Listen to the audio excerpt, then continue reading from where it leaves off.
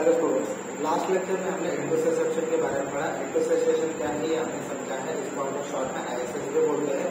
जहाँ पे हम लोगों को प्रॉक्सिमल बॉल हमारे डिस्टल बॉल में यहाँ पे इन्विजिलेट या फिर टेलीस्कोप होता हुआ दिखता है। और ऐसे टाइम में हम लोगों को यही हमारा जो इंटरसेप्शन का पार्ट है, इसको अगर हम लोग आगे कंटिन्यू करेंगे तो हमारे लार्ज बॉल में और क्या पैथोलॉजी हो सकती है, वो होती है हमारे वॉल्वुलस की। ठीक है, इंटरसेप्शन का पार्ट एक बहुत अलग पार्ट होता है as compared to volvulus. Volvulus में हम लोगों को बॉल का ट्विस्टिंग नजर आता है, जहाँ पे हमने ISS में क्या देखा कि बॉल एक दूसरे के अंदर समा है या फिर टेलीस्कोप होता है। लेकिन यहाँ पे वॉल्वुलस क्या होता है कि जो हमारी मिजेंट्री होती है, मिजेंट्री आप सबको पता है। ठीक है, तो मिजेंट्री का अगर हम लोग शेप देखेंगे वो फैन शेप की मिजेंट्री होती है, जहाँ से हमारा बॉल का ब्लड सप्लाई यहाँ पे होता है। तो बेसिकली क्या होता है कि जो हमारी मिजेंट्री होती है उसका एक अपना मान लो एक्सिस होता है, तो उसके एक्सिस के अराउंड हमारे बॉल पूरी तरह से ट्विस्ट हो जाते हैं। और ट्विस्ट होने की वजह से क्या होगा कि जो हमारा यहाँ पे पार्ट ऐसे बैंड लाइक बन जाएगा, क्योंकि कोई भी ऑर्गन अगर यहाँ पे ट्विस्ट हो रहा है तो उसका एक बेस बनेगा। ठीक है, तो जो बेस बनेगा वहाँ पे नेक्रोसिस होने के चांसेस ज्यादा रहेंगे। क्यों बताएगा? क्योंकि वहाँ पे जो बॉल वॉल का नॉर्मल फ्लो था वो वहाँ पे नहीं होना है।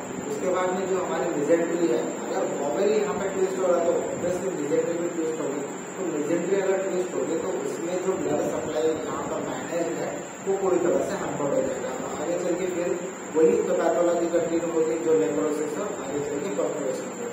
तो बेसिकली हम लोगों को वॉल्वुलस ये वर्ड का मीनिंग अगर पता होता है तो हम लोग उसकी पैथोलॉजी कैसे होंगी या फिर उसके कॉजेस क्या हो सकते हैं उसके बारे में हम लोग यहाँ पे डिस्कस करेंगे। वॉल्वुलस का सिंपल मीनिंग है ट्विस्टिंग ऑफ द बॉल। और एक हम लोग बचपन के जो मतलब या फिर जो चाइल्ड पेशेंट होते हैं या फिर पीडियाट्रिक पेशेंट होते हैं, इसमें एक मेगापोलन नाम की भी टर्म सुनते हैं। तो मेगापोलन या फिर माल फॉर्मेशन, माल रोटेशन, ऐसे कुछ टर्मिनोलॉजी जो हम लोगों को पीडियाट्रिक में मिलते हैं। तो माल रोटेशन भी हमारी एक कंजेनाइटल एनोमली है जहाँ पे हमारे बॉल ट्विस्ट होते हैं। तो ऐसी जगह पे अगर हम लोग देखेंगे तो लास्ट में हम लोगों को उसका एक तो जो ट्विस्टिंग हुआ है वो करेक्ट करना पड़ेगा। ठीक है, मतलब अगर वो क्लॉकवाइज ट्विस्टिंग है तो उसको एंटी क्लॉकवाइज करके हम लोगों को उसको रिपेयर करना पड़ेगा। अगर बॉल नेक्रोसिस है तो उसको रिसेक्शन करना पड़ेगा। ये हम लोग माल रोटेशन में भी करते हैं। माल रोटेशन के जनरली कुछ कॉजेस बैंड में भी होते हैं, एडिलेंस होते हैं, उसकी वजह से भी माल रोटेशन होता है। लेकिन एडल्ट में अगर हम लोग देखेंगे तो हम लोगों को वॉल्वुलस दिखता है। मोस्टली ये जो वॉल्वुलस है ये हम लोगों को दिखता कहाँ पे? Sigmoid colon.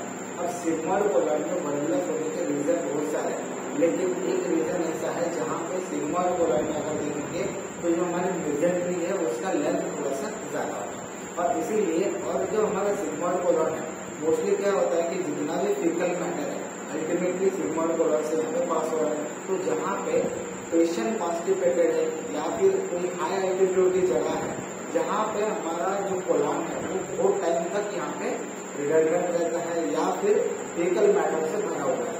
कॉन्स्टिपेटेड पेशेंट में या फिर जो क्रोनिक कॉन्स्टिपेटेड पेशेंट होते हैं ऐसे इसमें हम लोगों को जो हमारा कोलन होता है वो पूरा फीकल मैटर से भरा हुआ है।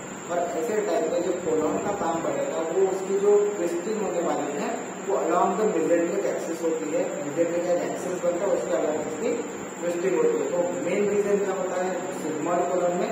एक तो इसका मिजेंट्रिक का पार्ट है, दूसरा है क्रोनिक कॉन्स्टिपेशन या फिर जो फीकल मैटर होता है मोस्टली हमारे सिग्मॉइड कोलन में बहुत ज्यादा रहता है। यहाँ पे रिटेन होने का काम हो रहा है, इसीलिए यहाँ पे सिग्मॉइड कोलन में हम लोगों को ये पैथोलॉजी ज्यादा होती है। लार्ज इंटेस्टाइन का अगर हम लोग दूसरा पार्ट देखें कि जो सिग्मॉइड कोलन के बाद अगर हम लोग इसका इंसिडेंस देखेंगे तो वो होता है हमारा सीकम। लेकिन सीकम का ना जो वॉल्वुलस बोलते हैं हम लोग उसको, वॉल्वुलस में अच्छी तरीके से ट्विस्टिंग होना चाहिए। लेकिन जो सीकल का होता है या फिर हमारे असेंडिंग कोलन के लगभग उसका जो वॉल्वुलस दिखता है हम लोगों को, उसका एक टर्मिनोलॉजी है वो हम लोग आगे पढ़ेंगे सीकल वॉल्वुलस में। उसको हम लोग कहते हैं सीकल बस्क्यूल।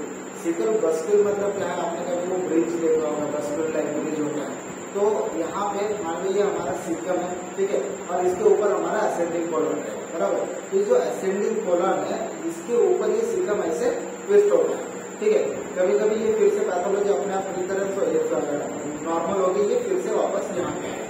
इसका मतलब है कि यहाँ पे एक्चुअल ट्विस्टिंग नहीं होता है, इसमें सिर्फ यहाँ पे असेंडिंग होता है, जिसकी वजह से नीचे जो हमारा अपेंडिक्स होगा या फिर एल्यूसिकल जंक्शन है इसमें कभी कभी यहाँ पे कोलैप्स होने के चांसेस या फिर ऑब्स्ट्रक्शन होने के चांसेस ज्यादा रहते हैं। इसीलिए जो सीकम है वो एक्चुअली वल्वुलस नहीं है, लेकिन उसको टर्मिनोलॉजी वही कंसिडर करते हैं क्योंकि ये एक जगह से दूसरी जगह में से थोड़ा सा ट्विस्ट हो गया। ठीक है, तो ये हमारा सिकल बस्क्यूल का पार्ट होता है जिसको हम लोग सिकल वल्वुलस बोलते हैं। तीसरा अगर हम लोग पार्ट देखेंगे तो कभी कभी जो सीकम है ये हमारे आइलियम के साथ भी ट्विस्ट होता है।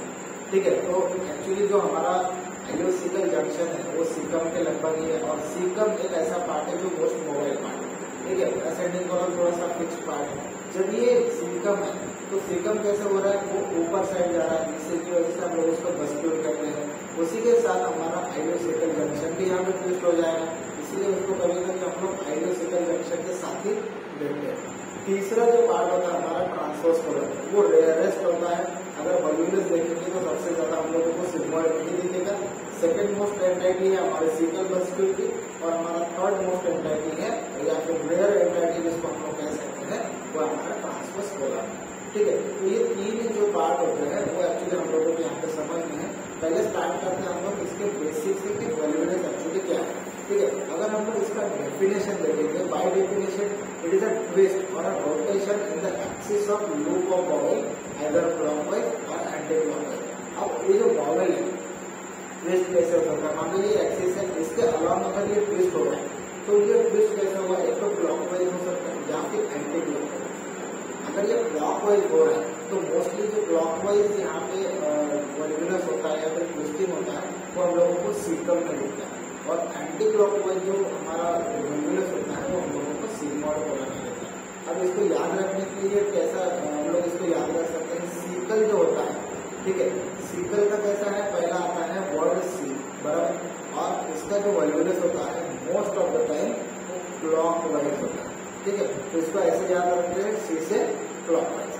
ठीक है, तो ये हमारा सीकम का जो हमारा वल्वुलस होता है वो क्लॉकवाइज होता है, सिग्मॉइड का होता है वो एंटी क्लॉकवाइज। उसके बाद में 15% of large bowel obstruction is due to the volvulus. मतलब जितने भी हम लोग ऑब्स्ट्रक्शन के पेशेंट देखेंगे मोस्टली हमारे जो लार्ज बॉल में ऑब्स्ट्रक्शन होता है वो ड्यू टू वल्वुलस होता है।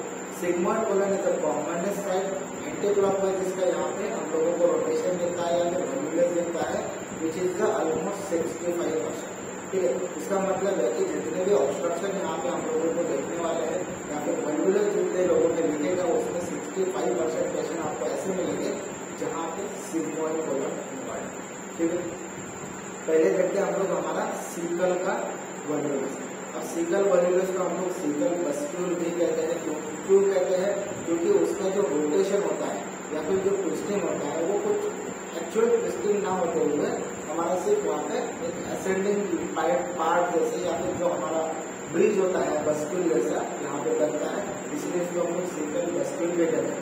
Caecum is the most second most common site which is 30%, मतलब 65% देखा कि सिग्मॉइड कॉलम है। उसके बाद में 30% अगर देखेंगे हमारे तो ये होते हैं हमारे सीकल वल्वुलस। ठीक है, और रिमेनिंग जो 5% होता है वो हम लोगों को ट्रांसवर्स कॉलम में मिलता है, या कभी कभी कंपाउंड भी होता है। कंपाउंड का मतलब क्या होता है कि जहाँ पे हमारा आइलियम जो है हमारे सिग्मॉइड कॉलम के साथ ट्विस्ट होता है।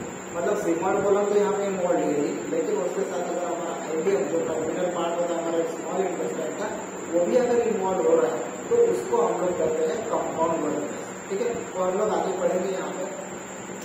कॉमन इन फीमेल में ये ज्यादा कॉमन होता है and is present as intestinal obstruction. मतलब अगर पेशेंट आपके पास प्रेजेंट होगा जो कि सीकल वल्वुलस का होगा तो उसमें हम लोगों को सिम्टम क्या नजर आएंगे, एक इंटेस्टाइनल ऑब्स्ट्रक्शन है जैसे हमने स्टार्टिंग में पढ़ा था, वही सिम्टम हम लोगों को यहाँ पे सीकल वल्वुलस का देखने को मिलेंगे। और ये मोस्ट कॉमन किसमें होता है, फीमेल में होता है। एज कम्पेयर टू मेल हम लोगों को फीमेल में इसका जो क्वांटिटी है वो ज्यादा मिलने वाला है।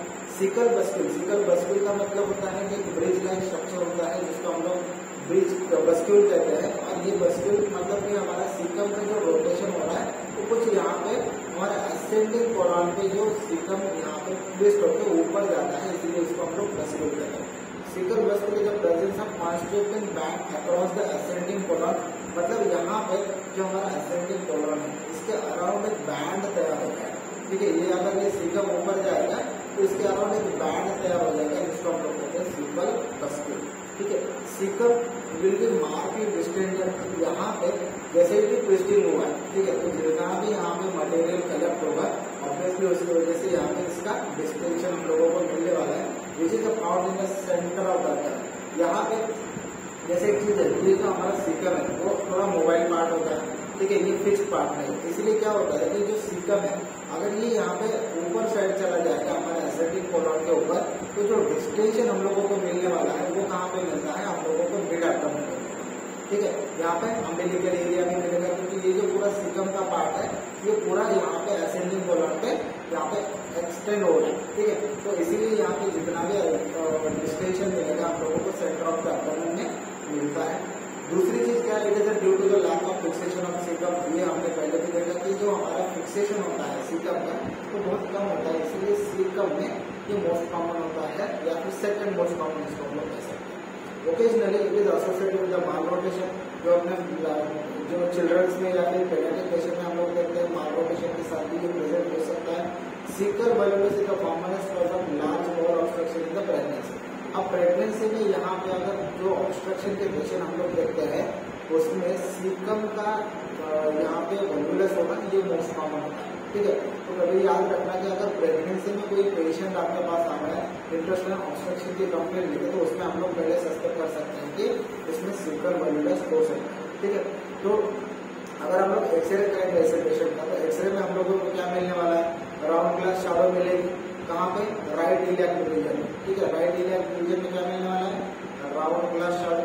अगर हम लोग सीटी करेंगे तो और डायग्नोसिस क्लियर हो जाएगा कि ये सीकर बस्कुलर है या फिर हमारा कोई और पैथोलॉजी यहाँ पे मौजूद है। दूसरी चीज क्या कर सकते हैं हम लोग, रेडियल NMR दे सकते हैं, जिससे कि हम लोगों को ये पता चलेगा कि हमारा जो वल्वुलस है, वल्वुलस के कुछ साइंस हम लोग देखते हैं, जो हम लोग हमारा वल्वुलस का सिग्मॉइड का पार्ट होगा उसमें हम लोग कंसिडर करेंगे, तो बेरिक NMR भी हम लोग यहाँ पे दे सकते हैं और एक्सरे ले सकते हैं ताकि हम लोग इसका डायग्नोसिस कर सकें। और अल्टीमेटली अगर हम लोग देखेंगे हमारा सीकम बस्कुलर का या फिर सीकम वल्वुलस का ट्रीटमेंट क्या होना चाहिए, resection and anastomosis is the only treatment, मतलब सर्जरी यहाँ पे करनी ही पड़ेगी, क्योंकि पता है कि यहाँ पे जैसे ही यहाँ पे हमारा सीकम इवॉल्व यहाँ पे क्लॉकवाइज ट्विस्ट हो जाएगा, तो क्या होगा कि ये जो बैंड बनता है जिसको हम लोग सीकल बस्कुलर के नाम से जानते हैं, जो बैंड की वजह से क्या होता है यहाँ पे सीकम का नेक्रोसिस होना कॉमन है, और जब ये नेक्रोसिस होगा तो ऑब्वियसली कोई नेक्रोस पार्ट हम लोग बॉडी में रखेंगे नहीं, इसीलिए यहाँ पे डिसेक्शन करना ये ऐसी गोल्ड स्टैंडर्ड सर्जरी है जहाँ पे हम लोग पेशेंट की जान को भी बचा सकते हैं या फिर आगे के कॉम्प्लिकेशन को यहाँ पे अवॉइड कर सकते हैं, ठीक है। तो ये सीकम का वल्वुलस हुआ। सीकम का वल्वुलस में हम लोगों को एक चीज ध्यान में रखनी है कि इसका वल्वुलस जो है वो क्लॉकवाइज डायरेक्शन आपको मिलेगा, प्रेगनेंसी में ये मोस्ट कॉमन है। अब देखते हैं इसका सिग्मॉइड का पार्ट। सिग्मॉइड के पार्ट को हम लोग पेल्विक कोलॉन भी कहते हैं या फिर वल्वुलस ऑफ पेल्विक कोलॉन के नाम से भी ये टर्म जानी जाती है। सिग्मॉइड कोलॉन मोस्ट कॉमन क्यों होता है, हमने अभी डिस्कस किया कि जो सिकम का जो हमारा सिग्मॉइड का मेजर अगर वो लेंथ का थोड़ा ज्यादा होता है वो फॉर्म ऑफ कॉज होता है। दूसरा है कि सिग्मॉइड में हमारा जो रिटर्न मैटर बहुत बेहतर यहाँ पे रिडंडेंट रहता है या फिर मोस्ट यहाँ पे डिपेंडेंट हमारा सिग्मॉइड कॉलोनी होता है जहाँ पे रिटर्न मैटर ज्यादा बेहतर रहता है, ठीक है। It is the most common in Asia, common in India and specially south India because of the high fibre diet. अब हाई फाइबर डाइट भी एक ऐसा पॉज है जहाँ पे हम लोगों को वल्वुलस ज्यादा जनरली हम लोग कॉन्स्टिपेशन के पेशेंट में हाई फाइबर डाइट लेने के लिए बोलते हैं, लेकिन कुछ एरियाज है हमारे इंडिया के जैसे कि साउथ इंडिया है, ठीक है, और अगर हम लोग आशिया की बात करते हैं तो आशिया में भी ये जो हमारी पीपल्स है या फिर पॉपुलेशन है वो ज्यादातर हाई फाइबर डाइट यहाँ पे कंज्यूम करती है। जब हाई फाइबर डाइट लेंगे तो एक्चुअली जो मोशन होता है वो बल्क फॉर्म में होता है, बल्क फॉर्म में यहाँ पे मोशन लोगों को होता है। जब ये बल्क फॉर्म होता है तो क्या होता है कि जो हमारा सिग्मॉइड कोलन है यही बल्क से थोड़ा सा ज्यादा लोडेड रहता है और इसी की वजह से यहाँ पे सिग्मॉइड वल्वुलस होने के चांसेस बढ़ जाते हैं। इसका मतलब है कि हाई फाइबर डाइट लेना हमारे लिए कॉन्स्टिपेशन के लिए अच्छा है, लेकिन उसको अगर सफिशिएंट क्वांटिटी में ले रहे तो ही अच्छा है। अगर ओवर ज्यादा हो या फिर ओवरलोडेड हम लोग कर रहे हैं हमारे कोलन को तो वो हमारे लिए वल्वुलस का कॉज बन सकता है। दूसरी चीज क्या है, it is a very common cause of large bowel obstruction in the Peru and Bolivia area due to the high altitude. High altitude पे भी हम लोगों को सेम कॉज मिलेगा। हाई अल्टीट्यूड पे क्या होता है कि जो हमारा कोलन होता है उसमें प्रेशर बढ़ जाता है, ठीक है। तो ये प्रेशर अगर बढ़ेगा तो ऑब्वियसली यहाँ पे प्रेशर बढ़ने की वजह से ट्विस्टिंग होने के चांसेस बढ़ जाते हैं। इसीलिए पेरू और बोलिविया जो हमारे कंट्रीज है, जैसे कि यहाँ पे कॉमनली ये हाई एल्टीट्यूड पे होने की वजह से यहाँ पे हम लोगों को प्रेशर बढ़ा हुआ मिलता है कोलॉन में, और उसी की वजह से यहाँ पे वल्वुलस के कॉमन पेशेंट देखने को मिल सकते हैं। It is a more common in male and old age. Old age में कैसे होता है कि जो हमारा फिजिकल होता है वो थोड़ा सा लैप्स हो जाता है, ठीक है, और मेल्स में ये ज्यादा होता है एज कम्पेयर टू फीमेल्स। तो इसीलिए यहाँ पे ओल्ड एज और मेल ये भी कॉमन कॉज यहाँ पे कंसिडर कर सकते हैं, जिसमें कि हम लोगों को सिग्मॉइड वल्वुलस मिले। It is a common in patient with chronic constipation. Chronic constipation क्यों? क्योंकि यहाँ पे लोडेड रेक्टम रहता है या फिर लोडेड कोलॉन रहता है, इसीलिए यहाँ पे हम लोगों को कॉमनली वल्वुलस मिलेगा। विद लैक्सेटिव अगर हम लोग कॉन्स्टिपेशन के पेशेंट में ज्यादा लैक्सेटिव का यूज कर रहे हैं तो ऐसे पेशेंट में भी वल्वुलस के चांसेस बढ़ जाते हैं। It is always rotation is always anti clockwise. जैसे कि सीकम में हमने देखा कि सीकम का कैसे होता है, क्लॉकवाइज होता है, लेकिन जो हमारा सिग्मॉइड है, सिग्मॉइड का वल्वुलस कैसे होगा, एंटी क्लॉकवाइज, ठीक है, एंटी क्लॉकवाइज हम लोगों को ये देखते हैं। दूसरी चीज क्या है, it requires 1.5 turns rotation to cause the vascular obstruction and gangrene which eventually leads to the perforation. अब दो चीजें यहाँ पे हम लोगों को ध्यान में रखनी है। अगर मान लो कोई वल्वुलस का पेशेंट है जिसमें इंटेस्टाइनल ऑब्स्ट्रक्शन डेवलप हुआ, इंटेस्टाइनल ऑब्स्ट्रक्शन अगर डेवलप हुआ है, इसका मतलब ऐसा होता है कि पेशेंट के जो बॉवेल है या फिर हमारा सिग्मॉइड कोलन है वो 180 डिग्री में यहाँ पे रोटेट हुआ है, ठीक है, कितना 180 डिग्री में। और कहीं पे रेफरेंस ऐसा मिला है कि जहाँ पे हम लोगों को गैंग्रीन दिख रहा है, ठीक है, गैंग्रीन अगर दिख रहा है, अगर हम लोग टर्न के हिसाब से कंसिडर करेंगे तो 1.5 टर्न ऐसा कंसिडर करते हैं कि जब रोटेशन होगा तो 1 टर्न पूरा कंप्लीट, उसके बाद में फिर से अगर ये हाफ टर्न ले रहा है तो वहां पे हम लोगों को वस्कुलर ऑब्स्ट्रक्शन दिखेगा। और सिर्फ अगर इंटेस्टाइनल ऑब्स्ट्रक्शन है, इसका मतलब है कि ये रोटेशन थोड़ा सा कम है, ठीक है, तो उसको डी रोटेट कर सकते हैं। इसका मतलब है कि अगर आप सिर्फ इंटेस्टाइनल ऑब्स्ट्रक्शन है तो उसको कंजर्वेटिवली भी कभी कभी मैनेज कर सकते हैं डिकम्प्रेशन से। लेकिन यहाँ पे अगर वस्कुलर यहाँ पे हैम्पर्ड हुआ है, वस्कुलर सिस्टम, ठीक है, वस्कुलर ऑब्स्ट्रक्शन हुआ है या फिर गैंग्रीन हुआ है, तो इसमें हम लोगों को जो रोटेशन मिलेगा वो 360 डिग्री है।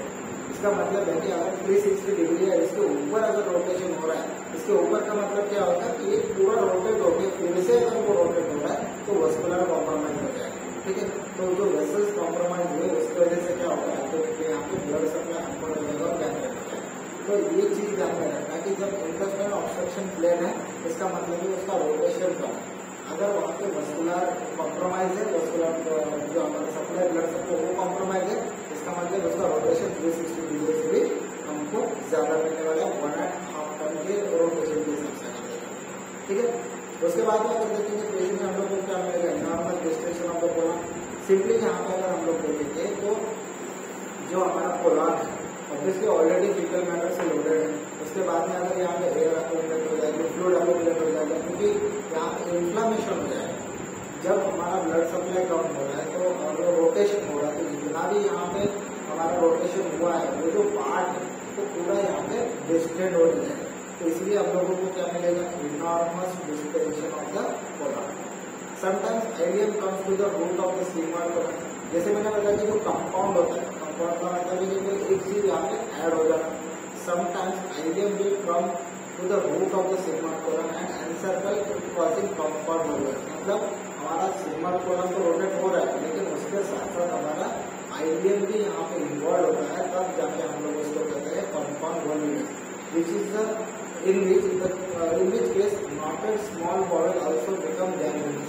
इसका मतलब है कि इसको हम लोग और एक टर्म कहते हैं आइडियल सिग्मॉइड नॉटिंग कहते हैं। यहाँ पे आइडियम भी इन्वॉल्व है, सिग्मॉइड कोलॉन भी इन्वॉल्व है, और उनका यहाँ पे ट्विस्टिंग हो रहा है तो कुछ नॉट लाइक यहाँ पे स्ट्रक्चर बनते हैं, इसीलिए इसको क्या कहते हैं हम लोग आइडियल सिग्मॉइड नॉटिंग कहते हैं, ठीक है। ये कभी कभी आपको वायरों में ये पूछ सकते हैं कि आइडियल सिग्मॉइड नॉटिंग क्या होता है, तो हम लोगों को सिंपली क्या जवाब देना है कि जो वल्वुलस होता है हमारा, उसके साथ अगर कंपाउंड होकर हमारा आइडियल भी इंक्लूड हो रहा है, अगर उसके रूट के साथ आइडियल ज्वाइन हो रहा है और वो भी ट्विस्ट हो रहा है, तो यहाँ पे कुछ नॉटिंग लाइक स्ट्रक्चर बने, क्योंकि यहाँ पे कुछ नॉट आने वाली जैसे हो सकती है, इसीलिए यहाँ पे आइडियोसिग्मोइड नॉटिंग ये टर्म यूज करते हैं। ठीक है, कुछ कॉमन कॉजेस है जिसमें हम लोगों को सिग्मोइड वॉल्वुलस मिल सकता है।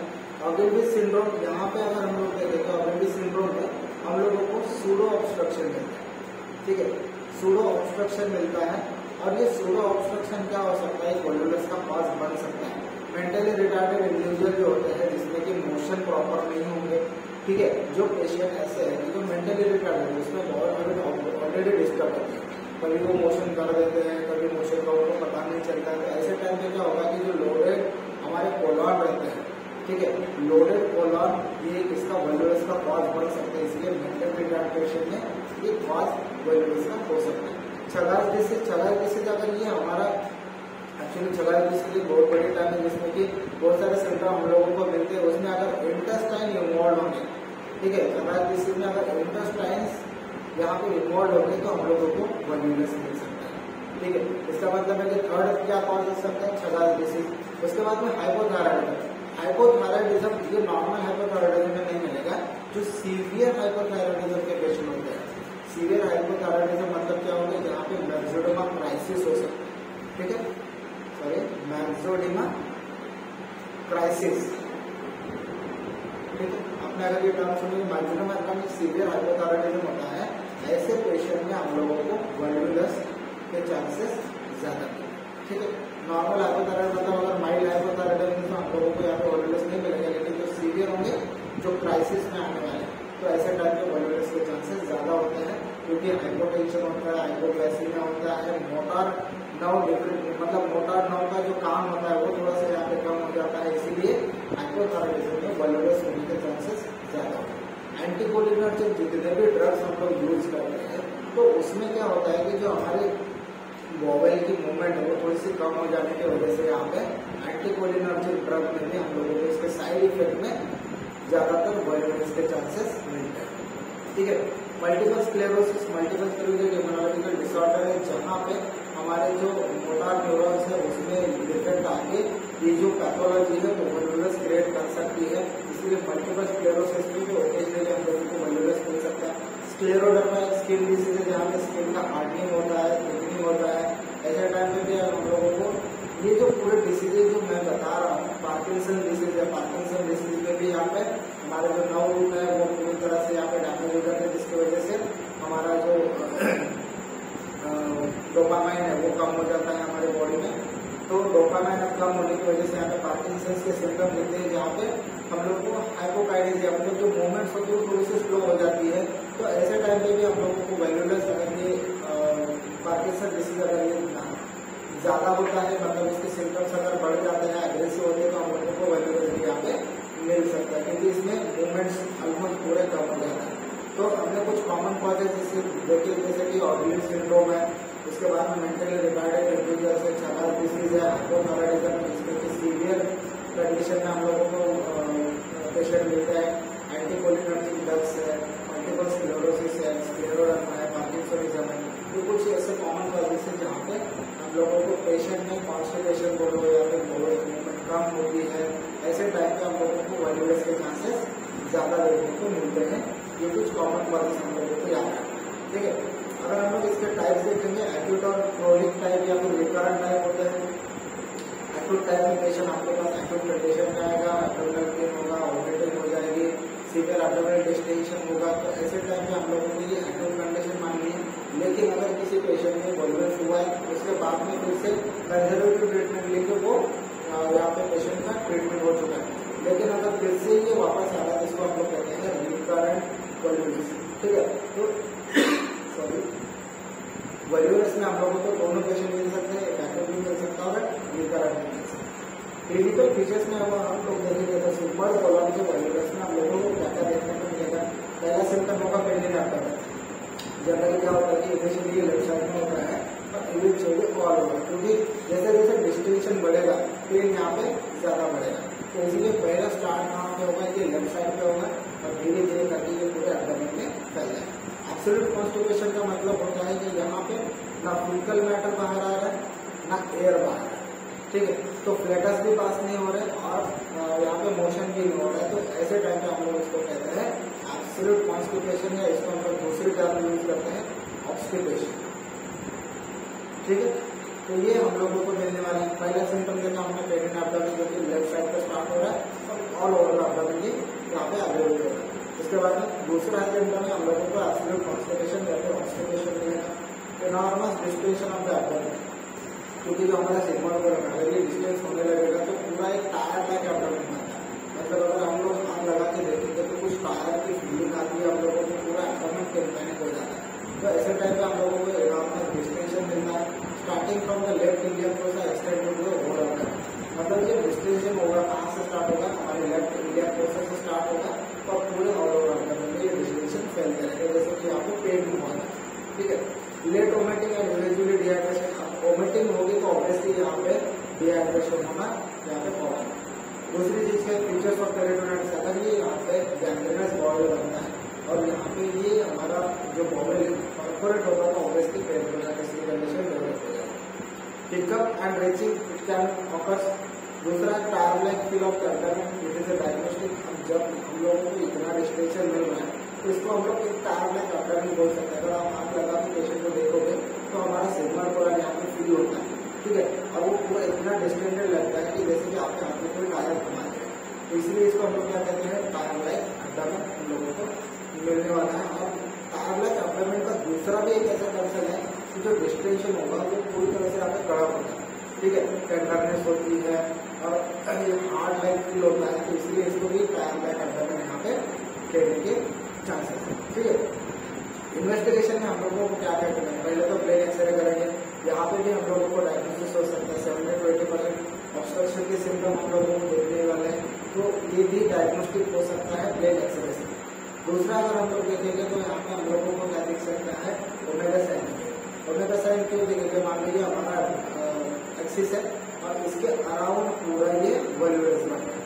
ठीक है, तो ये जो बनता है ये कुछ यहाँ पे इस तरह से बनता है। ठीक है, तो ये हमारा एक ओमेगा साइन लाइक यहाँ पे स्ट्रक्चर दिखता है, इसलिए ये ओमेगा साइन हम लोगों को एक्सरे में दिखेगा। दूसरी चीज हम लोगों को अगर देखेंगे सीटी स्कैन अगर पेशेंट में करते हैं तो सीटी स्कैन में भी एक बॉडी पैटर्न हम लोगों को मिलता है। यहाँ पे एक्सरे में और क्या दिख सकता है कॉफी बीन साइन दिखेगा, जिसको हम लोग बेड इनर ट्यूब साइन भी कहते हैं।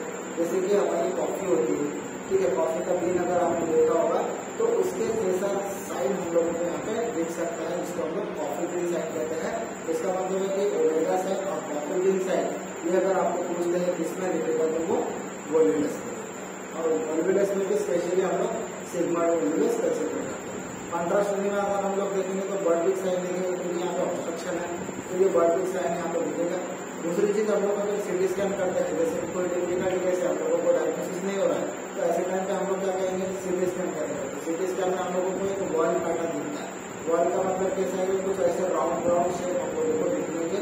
यहाँ पे जो मान लीजिए सीटी स्कैन ऑफ एब्डोमेन है तो यहाँ पे कुछ ऐसे वॉल लाइक स्ट्रक्चर हम लोगों को दिखेंगे, जहाँ पे उसको हम लोग कहते हैं वॉल पैटर्न ऑफ द वॉल्यूलस। ठीक है, और ये किसमें दिखेगा हम लोगों को सीटी एब्डोमेन।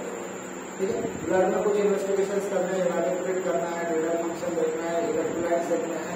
यहाँ पे सिर्फ पोटेशियम कम होने के चांसेस बढ़ते हैं, इसलिए सिर्फ पोटेशियम हम लोगों को देखना चाहिए, ताकि और कोई कॉज है तो हम लोग उसको फाइंड आउट कर सकें। ठीक है, तो इन्वेस्टिगेशन के तौर पर हम लोगों को एक्सरे करना है, डेटिंग का दे सकते हैं, उसके बाद में कुछ एक्सरे ले सकते हैं जिसमें हम लोगों को साइंस लिखेंगे, ओमेगा साइन है, कॉफी बीन साइन है, ये दिख सकता है। कॉन्ट्रास्ट ट्रीटमेंट दे सकते हैं जिसमें हम लोगों को ऑब्स्ट्रक्शन के वजह से यहाँ पे बर्डिक साइन दिखेगा। सीटी स्कैन करते तो वॉल पैटर्न दिखेगा हमारे इंटेस्टाइन का, और हम कुछ ब्लड इन्वेस्टिगेशन यहाँ पे हम लोगों को करना है। ठीक है, अब इसके बाद इसका ट्रीटमेंट प्लान हम लोग करते हैं, तो ट्रीटमेंट प्लान में कुछ कंजर्वेटिव ट्रीटमेंट यहाँ पे कर सकते हैं, जैसे कि आगे से एस्पिरेट करना, मतलब नेजोगैस्ट्रिक ट्यूब डाल के हम लोग इसका एस्पिरेशन कर सकते हैं, ताकि जो हमारा स्टमक है वो पूरा डिकम्प्रेस हो जाए। उसको स्टमक का डिकम्प्रेशन होने की वजह से बॉडी वाल में थोड़ी सी यहाँ पे राहत आ जाती है, और उसकी वजह से कभी कभी ट्विस्टिंग जो है वो नॉर्मल हो सकता है, इसलिए आपको एस्पिरेशन करना बहुत इंपॉर्टेंट है। डिहाइड्रेशन होता है पेशेंट में, ऐसे पेशेंट में जैसे पानी क्योर करना है उसको बहुत अच्छी तरह से करना है। कैथेटराइजेशन करना, अगर पेशेंट में यहाँ पे डिहाइड्रेशन के यूरिन आउटपुट कितना आ रहा है, इंटेक के हिसाब से आउटपुट कितना आ रहा है वो हम लोगों को मेजर करना है, इसलिए कैथेटराइजेशन मस्ट है। तीसरी चीज यहाँ पे दूसरे जगह में एंटीबायोटिक दे रहे हैं। अगर हम लोग पेशेंट में देखेंगे अगर WBC काउंट अगर बहुत से ज्यादा